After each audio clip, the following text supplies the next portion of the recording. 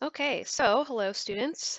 This is another muscle video that we've already done the arm and the leg as far as the muscles that you need to know for spring 2022 Biology 241. So let's go ahead and do some of the rest of the muscles. We'll see how far we get. So this might be the last muscle video. I might make one more after this just to show you, but regardless, we're going to get close to finishing up here. So I'm going to do the muscles of the pectoral girdle, which, as you might know or remember from bones, includes the clavicles and the upper arm and the scapula primarily. So it's kind of a ring of bone that has lots of muscle attachments to control your shoulder joint where your brachium meets your trunk. So let's first look at the deltoid, which is here. And so the deltoid is called that because it is triangle shaped. So the character in Greek, delta, looks like a triangle, and deltoid means triangle-like. So not really a triangle, but like a triangle. That's what oid means. So the deltoid is at the top of each arm. And if we go ahead and isolate it, what we'll see is that it cups the edge of the pectoral girdle. So you can see that it attaches in its origin to the acromion, the crest of the spine of the scapula, and then the lateral third of the clavicle. So it goes all the way around. So here we have scapular spine, and then we have acromion, and then we have lateral third of clavicle. So it really cups your shoulder there. And then if we, kind of look, you can see that it is indeed triangle shaped, and then its insertion is on your deltoid tuberosity of your humerus, which you definitely remember from bones, right? So the reason that the deltoid tuberosity is there is because it experiences extreme remodeling due to the pulling of the deltoid on that particular spot on the humerus. So that's your deltoid. And then here's the deltoid on the other side. So next in line, also running from the humerus to the trunk, is our pectoralis major, one per side. So this is our major, largest and most superficial pectoral muscle. And if we go ahead, and isolate it, we can see that similar to the deltoid, it has a really broad origin that touches a lot of stuff and a really small insertion. So the medial 2/3 of the clavicle, let's get some colors going here. Yeah. So medial 2/3 of the clavicle, the manubrium of the sternum, the gladius or body of the sternum, not the xiphoid process, and then the rectus sheath, which is weird but true. You can see it on the cadaver. That's that big sheet of connective tissue that covers the rectus abdominis. And then laterally, we've got the greater tubercle of the humerus. So this is going to roll your brachium inward, pull your arm inward, and also down, depending on which motor unit you activate. So you can see these fibers are going to pull it in and down. These fibers are going to pull it just in, and then these fibers are going to pull it in and also up. So many muscles have multiple actions. My students don't have to know all the actions, but it helps to make sense of the muscle if you know a little bit about that stuff. So that's what's going on with the pectoralis major.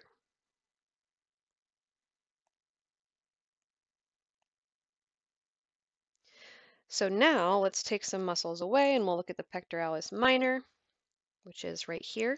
So pectoralis minor, pectoralis minor. So I've made a flap on the cadaver so you can pull back the pec major and look at the pec minor.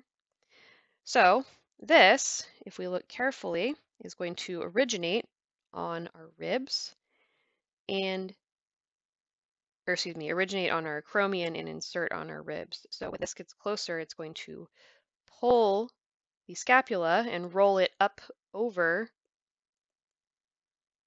the top of your shoulder closer to the front.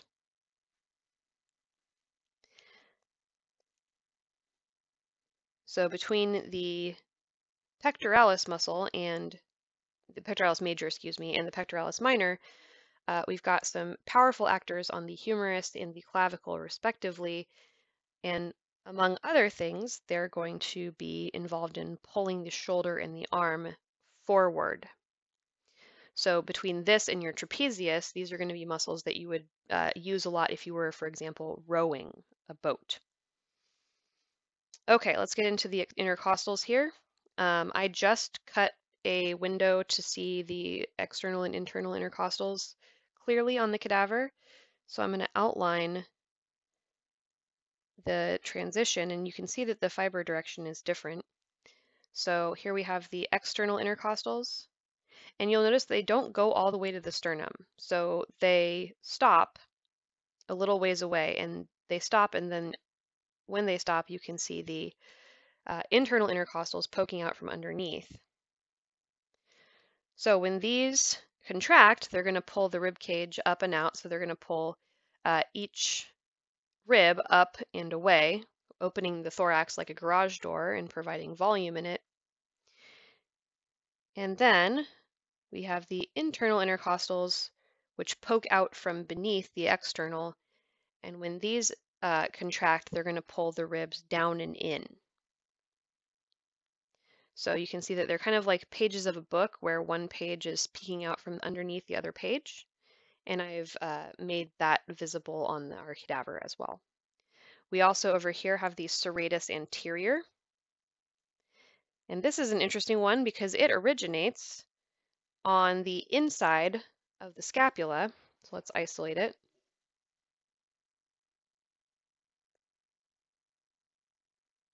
So the medial border of not the external face, but the internal face, the ventral face of the scapula. So this, when it contracts, is going to, of course, pull the scapula forward, thereby pulling the whole arm forward. So you can act on the brachium, the upper arm, by acting directly on the humerus, but you can also do it by acting on the scapula, which is, of course, going to move the humerus along with it. So that's the serratus anterior on that side, and here it is on this side. The serratus portion means this jaggedy edge here. So let's add some muscles back. So going down inferiorly, we have the external abdominal oblique. You can just say external oblique as well. So oblique means diagonal, and this is the external one, so there's an internal one as well. So the fiber direction for the lower part anyway of the external oblique goes down and in. And on the internal oblique, the fiber direction is up and in, so like so. So for external oblique, and to distinguish it between internal oblique based on fiber direction, just think this fiber direction is pointing toward the genitals would be, so X to the sex. And then for the internal obliques, which I will show you now, maybe. There we go. There we go, internal obliques. So these are the internal obliques. And you can see their fiber direction very obviously goes up and in.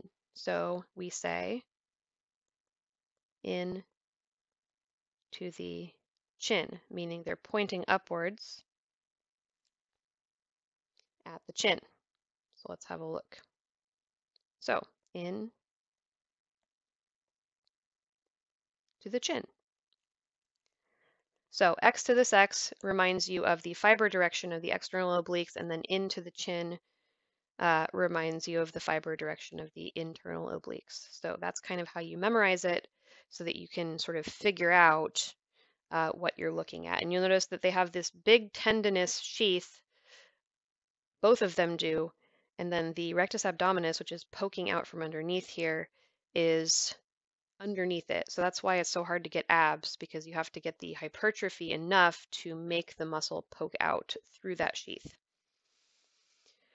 Okay, so here we have the rectus abdominis, rectus because the fiber direction is up and down, and it has multiple tendinous inscriptions, which are these things,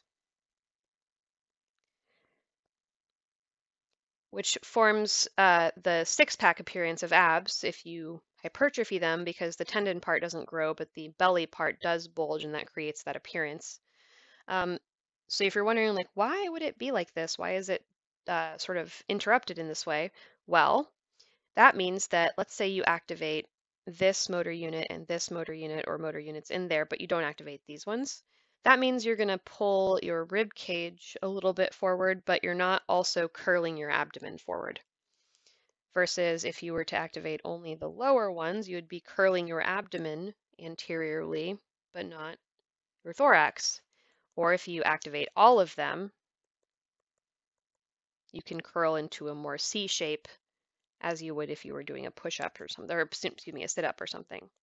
So the separation of the muscle bellies allows you to individually activate sets of them to achieve different effects and different actions on your abdomen and torso, which is cool. So that's why those are there. All right, and then we have the Transversus Abdominis, which is right here. And the transversus part just is referring to the fiber direction, so they're running in the transverse plane. All right, moving right along. Let's do the back. I'm going to add some muscles back as well. So we have the trapezius, which is a very large back muscle that comes down to a point. And if we isolate it, what we'll see is that it runs from the external occipital protuberance of the occipital bone, which you'll remember, and then it goes down to the acromion and scapular spine, and then it continues medially to the thoracic spine. Specifically, we've got the spinous processes, both of the C-spine and the T-spine, so it connects all the way down via this aponeurosis, and then the spinous processes of T5 through our friend T12, which is that one that looks kind of like a lumbar and kind of like a thoracic. So this is a very large muscle. So what we can see is if it were to contract, depending on where you activate it, it can pull the shoulders back and downward. So I'm activating mine right now. Or it can pull them up and inward. Or it can help to pull the head backward. So because this muscle has, or it can pull the shoulders straight back inward like this. So depending on which set of fibers you activate, you can achieve a lot of different muscles using the trapezius. So this is another muscle that you would use a lot if you were, for example, rowing.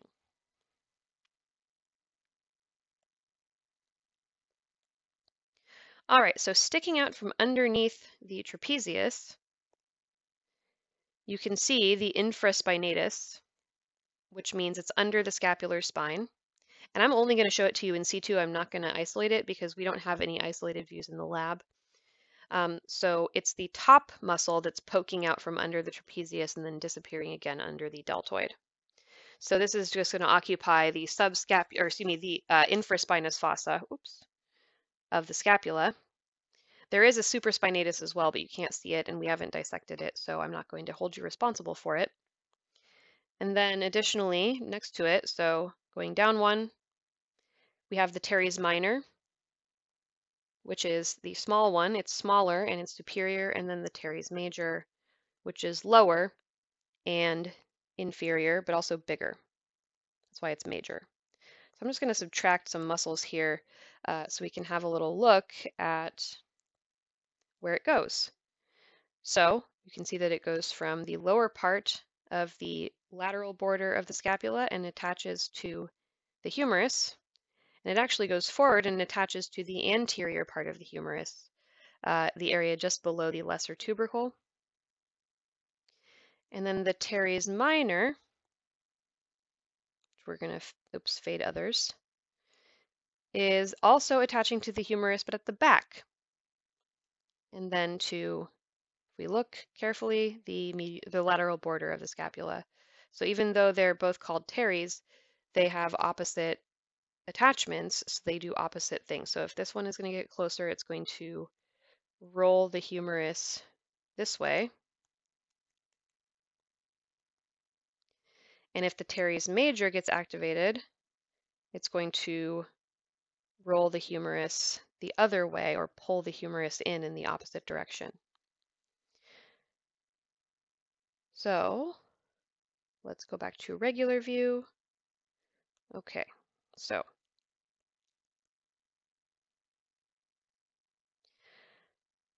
let's add some muscles back. Okay, cool. So this big muscle here is called the Latissimus Dorsi, very large. And it and its sheath and the muscles that are under here of the lower back create that sort of like almost tree-like pattern on the lower back if it's very, very hypertrophied. And so I'm going to fade the other muscles here so we can see where it goes. So it attaches to your iliac crest, much of your spine, including your T-spine, your L-spine, and your sacral spine.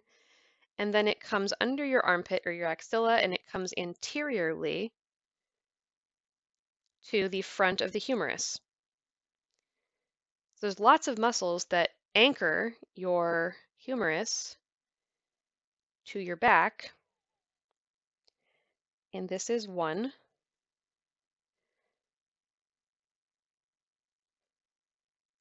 I don't know why I don't have a skeletal system there. It just erased the humerus for some reason, I think because it has to cross through, but you can see that it does that there. So again, muscle that you would use if you were rowing and pulling your arms back with boat oars. And this, along with the other muscles that we've discussed that go from the back or the scapula to the humerus, are all going to also function to stabilize your glenohumeral joint, which is the joining, of course, of your humerus with your scapula. Okay, so let's go on over to the front. We've got the platysma, which is a sheet-like muscle that runs from the body of the mandible all the way down to the skin and fascia of the upper chest, which is why it's so dang hard to dissect.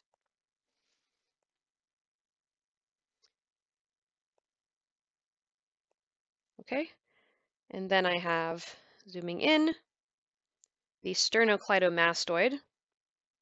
So we can see the sternal head on the manubrium of the sternum here. Cleido means clavicle, so this is the medial bit of the clavicle, about a fourth. And then the mastoid process of the temporal bone.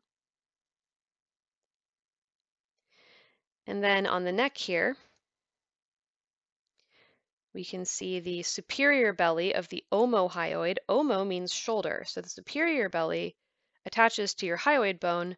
The omo part means that it goes back, and the posterior, your inferior belly, attaches to the superior border of your scapula. So it connects your hyoid and your scapula, which is so strange.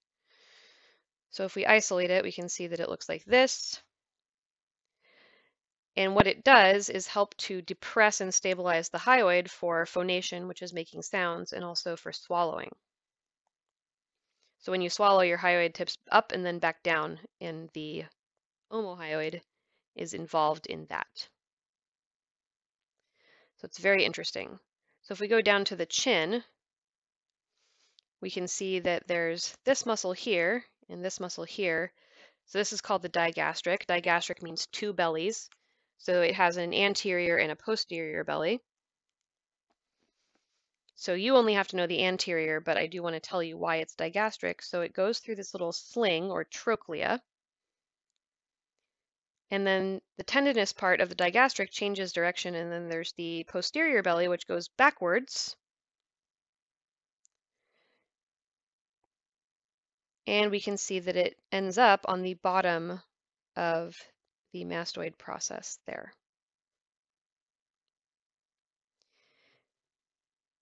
And I'm trying to find, doesn't show it very well.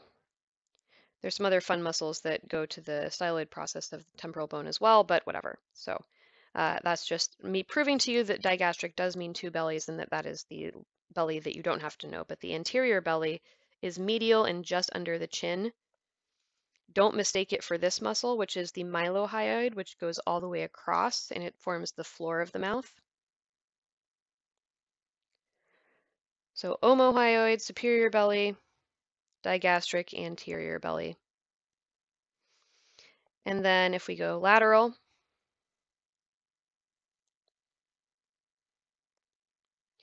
under the platysma, we've got the scalenes. So we have the anterior, the middle, and the posterior.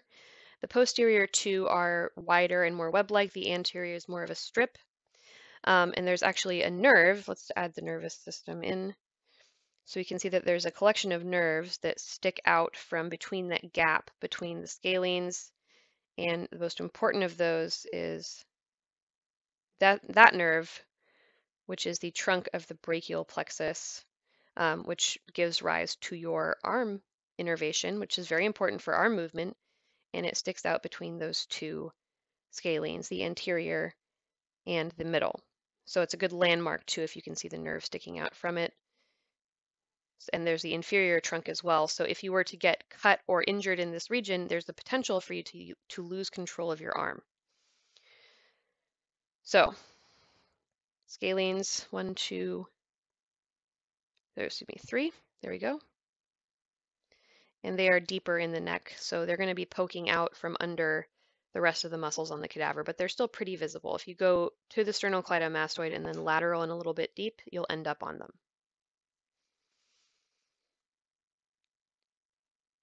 Okay, so let's go up to the head. So the temporalis is the main muscle of mastication. And if we isolate it, what we can see is that it essentially originates on the temporal fossa. And if we check, we can see that it inserts on the coronoid process of the mandible. So when you chew or move your mouth, it's going to basically flex to elevate the mandible and shut your mouth.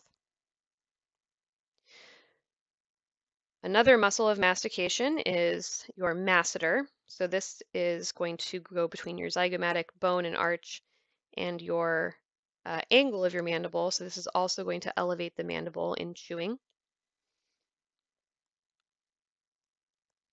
Here it is on the other side. So we've also got, moving on from muscles of mastication, our zygomaticus major. So this inserts on the modiolus of the mouth, or basically the angle of the mouth, and this is going to draw your lips upward and out into a smile. And then we have the levator labii superioris, which runs from the inferior aspect of the orbit just down to the top of your lip. So this is your muscle that's going to lift your upper lip and show your teeth with. Now, you might see this, but it's not on your list. Zygomaticus minor also exists, but we're only asking you to do this one. If I add some stuff back, you can see that it's there. And then you can see the Depressor Anguli Auris is an angled muscle that inserts not on the middle of the mouth, but on the angle. So this is one of your muscles of frowning because it's going to pull the corners of your mouth down and out. And then we also have the Depressor Labii Inferioris, which is your pouting muscle. So lowering and protruding your lower lip in a pout kind of appearance is the responsibility of the Depressor Labii Inferioris. And then the Depressor Anguli Auris is going to pull the corners of your mouth down. So these are your frowning muscles, just those two. Well, the mentalis has some role in that, but that's not on your list. This muscle here is the Orbicularis Auris. So that's going to allow you to change the shape of your oral orifice, which helps you make sounds like whoo, and also change the shape of your mouth for speech. You have one Orbicularis Auris, but you have two Orbicularis Oculi, which surround each eye. Above that, we're going to ignore these, even though they're fun, is the frontal belly of the occipitofrontalis, which we also just sometimes call the frontalis. So the reason it's called the occipitofrontalis is because this is the epicranial aponeurosis, also called the Gallia that's not a good U, let's try that again, aponeurotica. So it's a big tendinous sheath that runs over the top of the cranium and connects the frontalis belly to the occipitalis belly in the back.